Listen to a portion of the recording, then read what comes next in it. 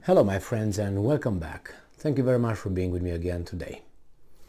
Today's video has to do with assassination and the assassination of Russian officials in now Russia from the occupied, let's put it this way, territories. And I have a few questions because the Ukrainians are trying to assassinate by putting explosives, attaching explosives at under these Russian civilian officials' cars to kill them. Sometimes they are successful, sometimes they are not. And if we are to be subjective and we are on the Ukrainian side, we might think that this is appropriate. We are on the Russian side, we might think that this is inappropriate. Now, in order to figure out if this is appropriate and inappropriate, we have to look at the issue from being on neither side. And how do you do that? Well, if something that I commit to you is legit, then you could commit the same thing to me in order to be legit. I understand that some people might say, hey, yeah, but you see, you attacked me. Okay, fair enough. So let's say I attack you, all right? Or my country attacks you, and I attack you, and at one point, too, you succeed in conquering one of my cities. And then you rape all the women there, kill all the children, and hang all the old people. Now, is that justified because I attacked you? After all, they were civilians. After all, I attacked you. Now, let's say you have an instance on the street and you see a rapist. And the rapist tries to be, raping a woman. And then what you do, let's say, maybe you are the husband of that poor victim. And you intervene, you beat the shit out of the guy, and you take his wife and you rape her. Would that be legit? Would that be okay?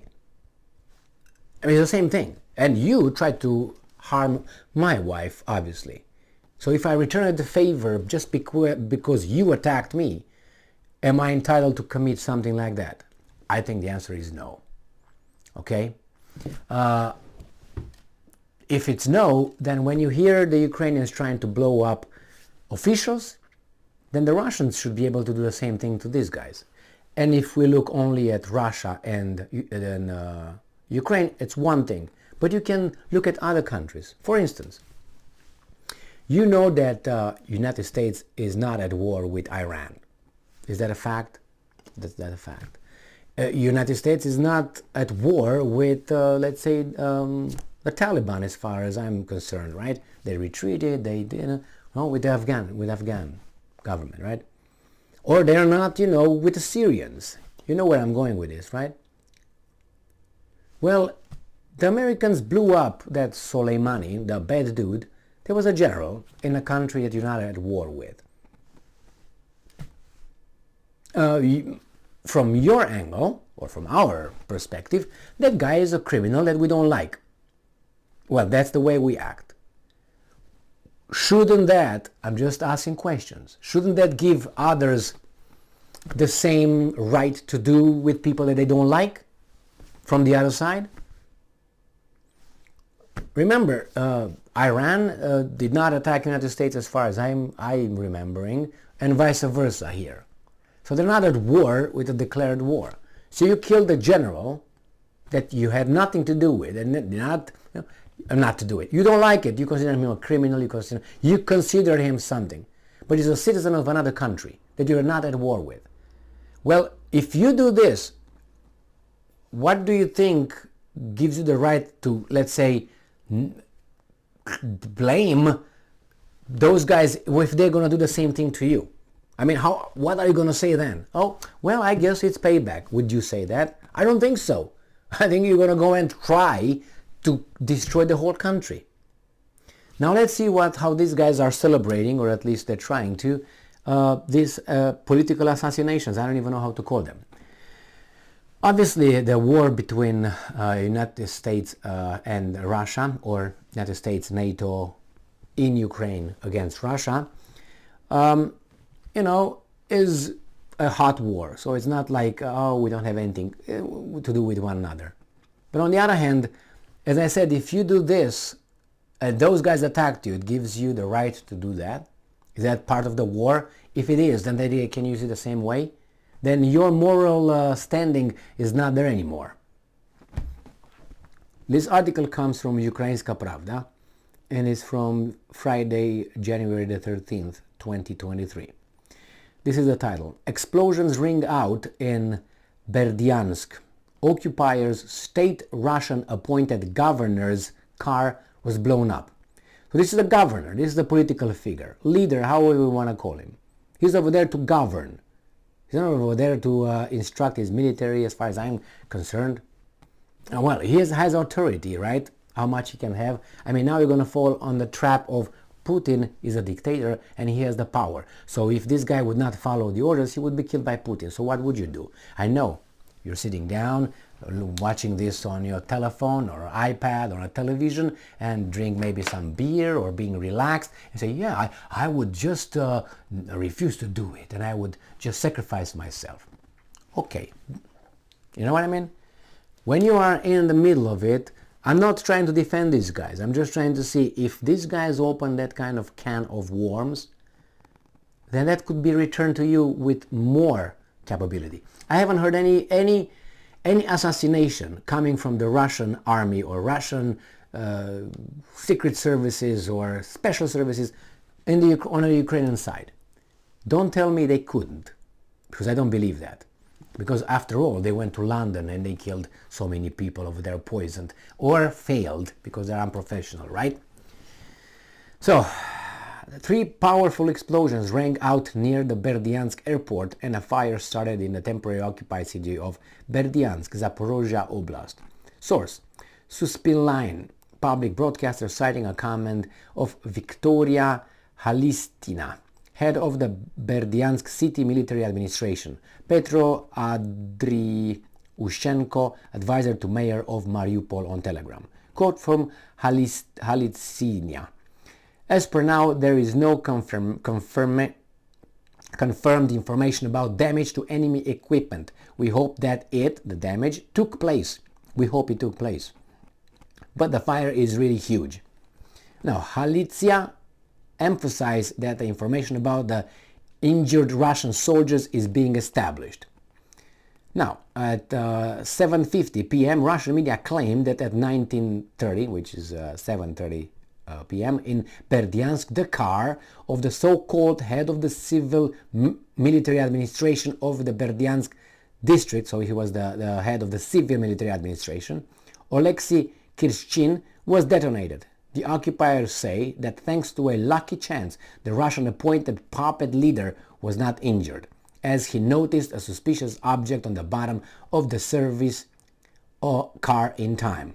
Well, I don't think that the leader just looked down and say, I think he might have people around him that would do that for him. But anyway, according to the occupiers, the force of the explosion was about 1 kilogram of explosive substance in TNT equivalent.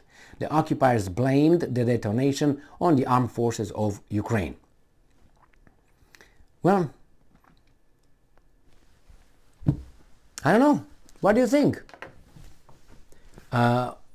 The only thing that bothers me is that when we do something like that, or we blow the shit out of a general, a bad general, or a Taliban leader, or a terrorist that CIA determined is a terrorist, we have no way to verify if that's accurate or not, unless you really believe 100% in what the government tells you. Therefore, you're not vigilant, and if you're not vigilant, democracy dies. Remember that one? Yeah. The democracy requires constant vigilance. That means humans like us in position of power will abuse power. You know how it is, right? Power abuses abusing power and abuse of that saying. I just got lost into it. I know that power abuses absolutely, but I can't remember the reverse now. Anyway, you know what I mean. Just got too far into it. The problem is if you act in a certain way, don't expect the other side to act in a different way. And you can say, well, they already killed civilians, they already killed all kind of infrastructure and all that. Well, I don't think, not to defend the other guys, but I don't think that the Ukrainians were 100% accurate in their hits. But anyway, just think about it, and think about it in terms of your country, where you live. Canada, United States, Germany, France, Great Britain, where the army of these countries or the certain kind of services went and operated in other sovereign countries, and they did some hanky-panky.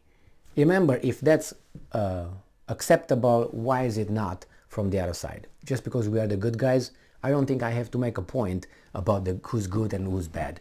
And as I always said, that's rarely one country that's good, and it's not one that has power. More power you have, the better you are. Why? Because you're not going to have to use anything else but power, strength, to get what you want.